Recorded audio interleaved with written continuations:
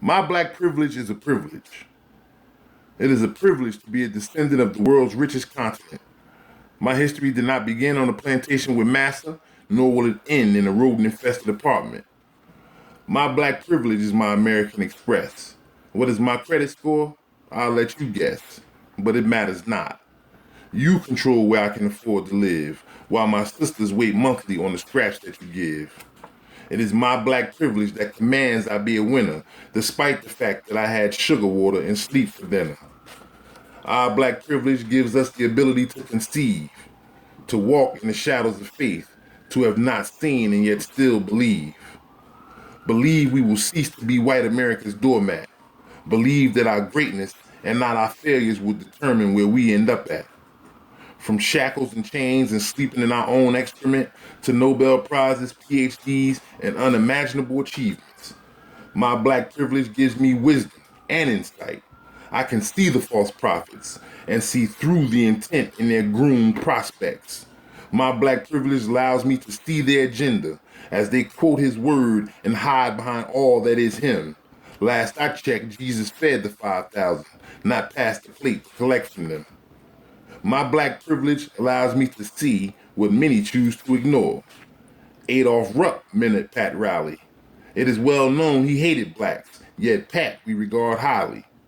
He couldn't care less about the brother we covet. His concern is in dollars made. And don't take my word because despite all he sacrificed, look at how he treated Dwayne Wade. My black privilege calls to task, forces me to stand accountable until my own brothers ask. Why is it so easy for us to kill one another? Who is it that stands on corners peddling death? Who's stealing our kids' innocence in their very last breath? My black privilege gives me a front row seat to black ignorance. My black privilege gives me unfettered access to assault rifles bigger than my 7-year-old child. Struck down at the family cookout while enjoying his favorite macaroni. 2 part sharp cheddar, 1 part mild. I am sick and fucking tired of balloons and candles and t-shirts and teddy bears and makeshift memorials. Posted at the spot where precious life was lost, dreams unrealized, and not a fucking word in the local editorial. But I care because, see, black privilege connotates survival, perseverance in its most raw form. So while you vacation in the Hamptons and label us the Black Cramdens, we, yes we, have much greater plans.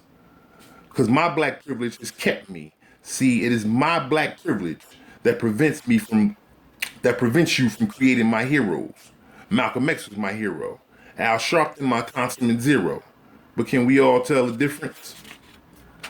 I hate to bust your bubble, but see, black lives have always mattered. Mattered to Nike and to Timberland, to Red Bottoms and True Religion. For our women in the form of depraved fantasy sex, and for our men in the form of the prison industrial complex. Yes, black lives have always mattered. Mattered to the low-grade Chinese restaurants that sap all our resources, along with the weave and wig shops that our low self-esteem endorses. Oh yes, black lives continue to matter.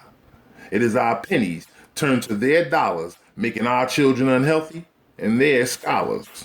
This, despite Trayvon being hunted down, and Alton Sterling in his own blood did he drown. Jordan Davis died because the music was too loud in his friend's ride, and Sandra Bland's death at the hands of Confederate police ruled a suicide. To be or not to be? To see or not to see? Is that the question? No. The question is actually quite simple, embedded in every beautiful black dimple. Despite centuries of abuse since landing on these shores, it is our black privilege that has allowed us to endure.